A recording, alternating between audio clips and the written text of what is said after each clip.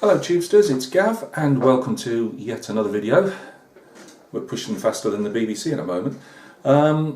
It's just a quick look at the third figure in the diorama stroke vignette that I'm doing for the 1 in 35 scale figures.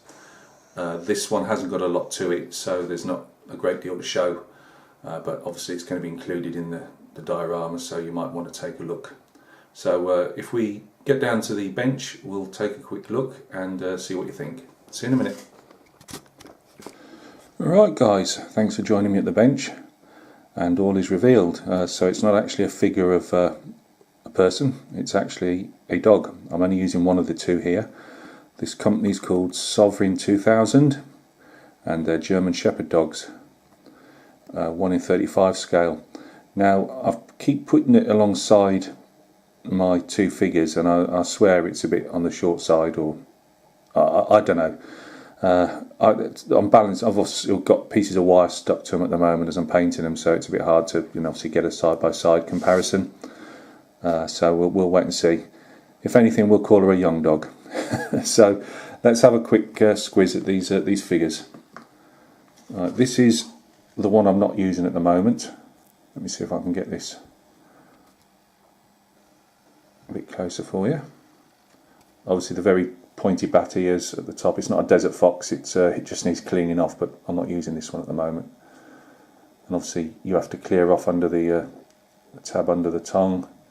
Not a lot of cleaning up, apart from I bust the foot off, which I was talking to Mick as I was cleaning them off. We were having a Skype chat, painting chat, and I said to him, I said, this foot's going, and it went. But a bit of super glue, and the brake was right down the bottom there, so by the time it's put in amongst the diorama, you won't know it's been bust. So yeah, you would cut these casting blocks off, but they weren't too bad. There's a fair amount of release agent on them, so you'd have to give them a good scrub. I know Tamiya you can get them like in a guard dog pose. In hard plastic, but I wanted more of a relaxed pose, and there were a couple of others that were too relaxed, as in lying up in a ball or waiting for a belly tickle or something. So it was a bit fraught trying to get them. But again, I used SK Miniatures, Steve Kirtles, and he sourced them for me. So I'm happy. As I say, I'm not 100% if they're not a bit on the short side or compressed scale. I don't know. We'll see when we put them side by side on a base. So this is the one that's going into my stores for now, and this is the one. Where is she? Meet Lottie, the Alsatian pup. Let me just get that back slightly. I'm sorry about the primer grey on a primer grey piece of card. I use these bits of card for sticking figures down to spray up primer. Well, the smaller figures anyway. It's just a handy background. See if we can get a bit closer in there. Again, there's not a lot to show. It's a German Shepherd dog. It's made of resin. It's 1 in 35 scale-ish. And I'm actually more worried about painting this one. Oh, that's better. There we go.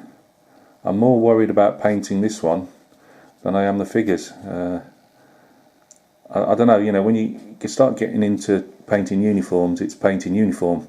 But although I've got two dogs myself, they're both spaniels, so it's not exactly much to look at for inspiration wise, anyway.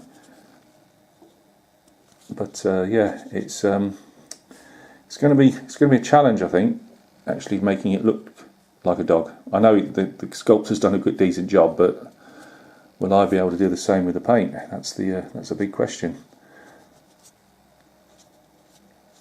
So this is the third one in the series of figures,